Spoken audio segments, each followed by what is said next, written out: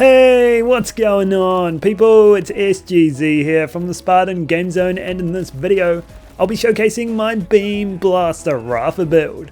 A build designed to capitalize on the unique projectile patterns of some of the most powerful weapons in the game.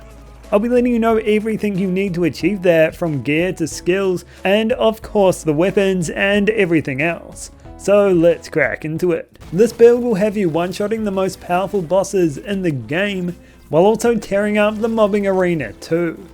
If you're looking for the skill tree, here it is on screen now. And the goal here is to provide ourselves with windows of free ammo, allowing us to use extremely powerful weapons for longer than we normally would, but also to go so far into negative gun handling that it turns into a positive. That negative gun handling is the gateway to one-shotting bosses in this build, and the free ammo allows us to mob with weapons we wouldn't normally be able to mob with. When thinking about weapons in this build, it's all about blasting those beams, whether we're tossing them, launching them, or complicating them, or hey, even summoning space lasers from the sky.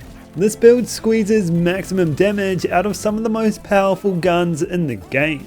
The complex route is one of those, an easily obtained legendary weapon which has an increased chance to drop from Mimikron around here in the fade fields. Its unique projectile pattern causes zigzagging lasers to erupt along its flight path, and with negative gun handling, we can concentrate those secondary projectiles into a much smaller area, absolutely annihilating anything caught in the chaos. This build also brings the mayhem with an incredibly powerful alt-fire mode for mobbing and another one for bossing. These are found on melee one shotguns like the Stellium, Vertex, and even the Kickballer. Thanks for confirming that people, you guys absolutely rock.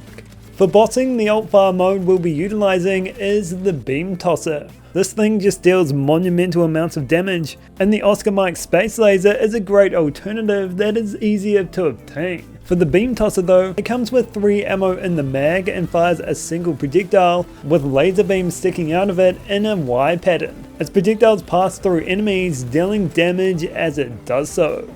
The alt-fire mode for mobbing is the Disc Launcher, a gun that gives me heavy recursion vibes.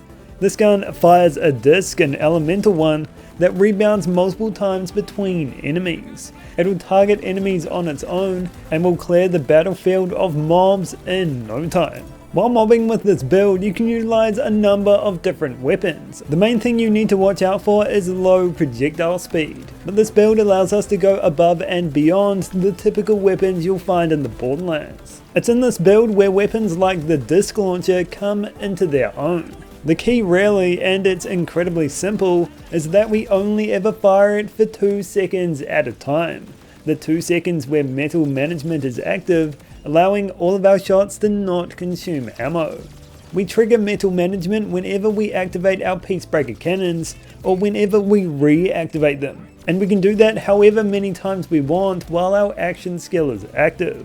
All you need to do is activate or reactivate your action skill and spam the Disc Launcher. The discs will do the work on their own, often clearing out a whole pack of mobs before you could even count how many there were. If you accidentally fire too much or your action skill runs out, that's when we switch over to something like the Hot Slugger, a weapon designed for mobbing, which will comfortably see you out for any Disc Launcher downtime. The complex route though will take your mobbing to the next level, even if it does make Rafa appear drunk while using it. This weapon is absolutely insane now with negative gun handling, allowing us to paint the field in laser beams, a sight I'll never get sore of. With 5 points and Lost Hardest, we get enough ammo regen to spam the complex route indefinitely, and you'll often see the screen shaking in fear at the amount of damage we're dealing. Oh, the humanity.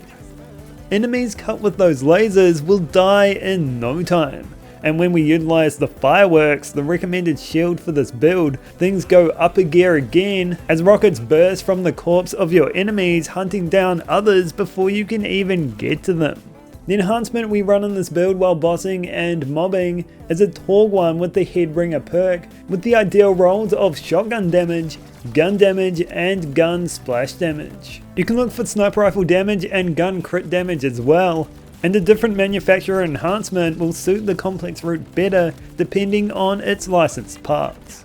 The Peacebreaker Cannons is the ideal action skill for this build, both for mobbing and bossing. In the mobbing arena, it's perfect for proccing Hroga, which grants us extra action skill duration whenever it lands criticals. It gains crit chance through the Augment Instinto, which also grants us increased action skill duration when we kill an enemy. Extending action skill uptime is important because we are using the Dancer class mod in this build, and we'll cover the main reason for that when we get to bossing. But while mobbing, an auto rep kit is your best friend, able to proc the Now with Caffeine Specialization to reduce action skill cooldown up to 2 times. Bossing, however, is where this build really starts to heat up, and everything comes together. The goal here is to reduce gun handling, so we can reduce the projectile speed of the beam tosser, as it'll deal more damage the longer it's next to your target. The more we slow it down, the more damage it'll deal. It's as simple as that. It's not just the beam tosser though, the complex route is a great bossing option in this build as well. When we slow its projectile speed down enough, we center all of its damage onto a single target, a single boss, which we can wipe out in seconds. How we achieve that begins and ends with points in Temerario, a skill that grants extra gun damage but also reduced gun handling, for a maximum of 10 stacks. We can get more points in it through the Dancer class mod, where any points will increase our ability to slow down the beam tosser's projectiles. The Dancer class mod doubles our overdrive bonuses, however overdrive ends when our action skill ends. To double overdrive bonuses again, double that negative gun handling, you'll want to make sure you've got a point in Soldado, either through your class mod or through your skill tree itself. So just make sure you've got one there, because 2 out of 1's not going to do anything. You can use that extra point somewhere else. Typically while bossing, Soldado isn't going to be active, but it's still a great skill to invest in.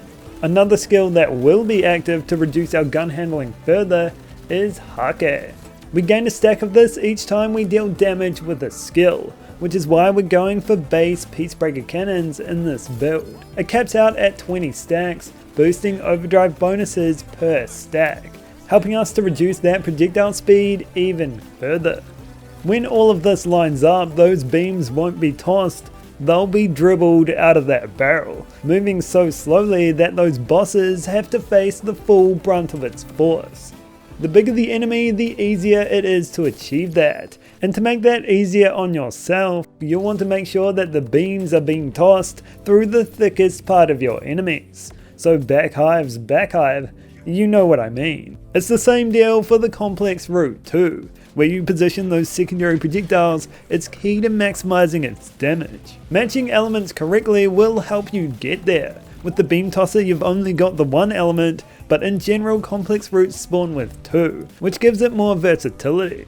If you're looking to go that one-shot route, you'll want to equip some amp items, namely an amp shield and an amp rep kit. Amp shields will drain a portion of the shield for up to 150% gun damage. Mine only grants 100%, and you can get some weaker ones that grant 50. Regardless, any amp shield is going to make your one-shots more powerful. Amp rep kits are better than amp shields, providing 200% bonus damage to the first shot you fire. And when you combine these two things, you'll see a massive difference in the power one shot can bring.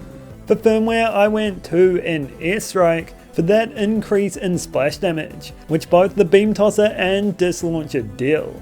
I also went with 3 in Deadeye.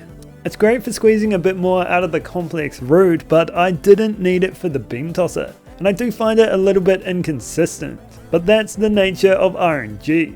And an alternative I can recommend is 3 in Daddio for the increased damage on switching gun modes. For specializations, we've got Riddle You This, which provides bonus gun damage whenever we damage an enemy, and our Peacebreaker Cannons do a great job of stacking this up.